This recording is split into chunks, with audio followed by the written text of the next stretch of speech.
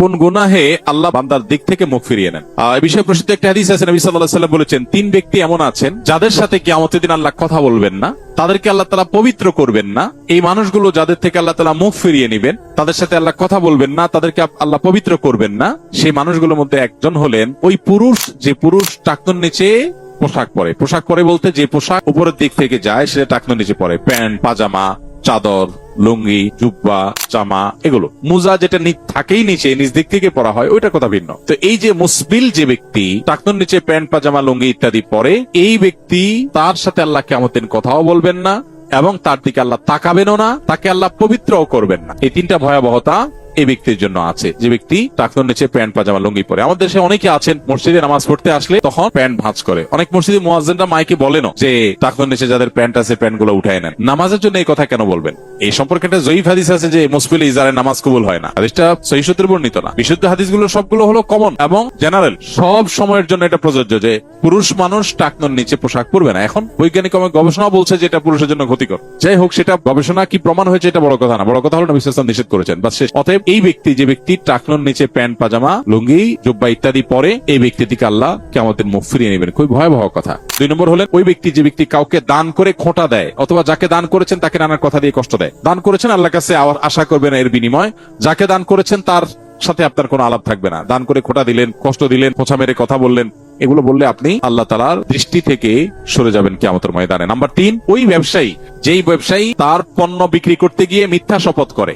এখন তো ঘরে ঘরে ভাই আল্লাহর কিরা, এটা কিনা পড়ছে এত, ভাই কিনতেও পারে না এত টাকা দিয়া, ডাহা মিথ্যা কথা। তো এই ব্যবসায়ী যে তার পণ্য বিক্রি করার প্রয়োজনে মিথ্যা শপথ করে ক্রেতাদের সাথে, কাস্টমারের সাথে, তার দিকে আল্লাহ তাকাবেন না, তাকে পবিত্র করবেন না এবং কিয়ামতের দিন আল্লাহ রাব্বুল আলামিন তার সাথে কথাও বলবেন না। আল্লাহ আমাদেরকে এই সমস্ত বদগুণ, খারাপ গুণ থেকে, চরিত্র থেকে হেফাজত থাকার তৌফিক দান করুন। দুর্ঘটনায় কোনো ব্যক্তি মারা গেলে ক্ষতিপূরণ হিসাবে তার পরিবার নিকট সামান্য কিছু অর্থ আমাদের দেশে প্রদান করা হয়। এটা শরীয়ত সম্মত কিনা বা শরীয়ত কি বলা হয়েছে? ভাই, কোনো মানুষ যদি কারোর ভুলে মারা যায়, তাহলে যার ভুলে মারা গেল তাকে রক্তমূল্য দিতে হয়, যেটাকে শরিয়ার পরিভাষায় দিয়ত বলা হয়। এই দিয়তের পরিমাণ হলো 100 ওট।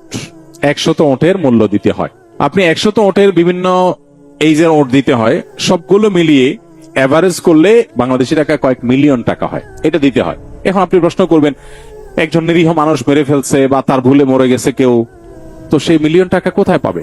উত্তর হলো, মিলিয়ন টাকা না পেলে সে জেলে সারা জীবন থাকবে, শেষ। ওই অবস্থায় তার মৃত্যু হবে। না দেওয়ার এক পর্যন্ত তার ছাড় নাই, কারণ এটা তার পাওনাদার, তার হক। পাওনাদারের পাওনা দেওয়ার এক পর্যন্ত সে জেলে থাকবে। এবং এইটা সৌদি আরবে আইন কার্যকর আছে, মিডল ইস্টে অনেক দেশে কার্যকর আছে, মুসলিম অনেক কান্ট্রিতে কার্যকর আছে। আপনি খোঁজ খবর নিয়ে দেখেন।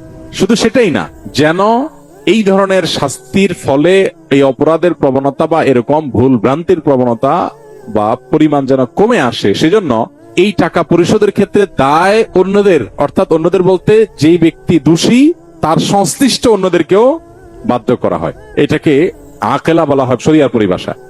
অর্থাৎ যে এই দুর্ঘটনার কারণে বা যার ভুলের কারণে কেউ মারা গেল, তার বংশের লোকজন, আত্মীয় স্বজনের লোকজন, ধরুন তার অ্যাসোসিয়েশনের লোকজন, একজন ড্রাইভার ভুল করলো, তার সাথে জড়িত, তার সংশ্লিষ্ট আর অনেকে আছে। অতএব সবাইকে আনুপাতিক হারে ভাগ করে হলো এই দায় নিতে হয়। এটার ফলে কি হয়? এটার ফলে একজন মানুষ, ব্যক্তি শুধু সতর্ক হয় না, পুরো সোসাইটি সতর্ক হয়ে যায় যে আমাদের সবাইকে এটার জন্য সাফার করতে হবে।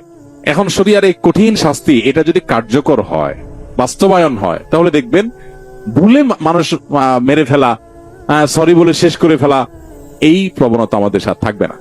বেশ বোধহয় বছর 2 আগে একটা ঘটনা ঘটেছিল যে কারোর বাসার উপরে টব বা ইট এরকম কিছু রাখা ছিল সাইডে, রেলিং এর পাশে, ওইটা পড়ে নিচে এক ভদ্রলোক বা এক ভদ্র মহিলা মারা গেছেন। সম্ভবত হিন্দু ছিলেন উনি। এই যে একটা লোক মারা গেলেন, একটা মানুষের জীবন এতটাই মূল্যহীন, তিনি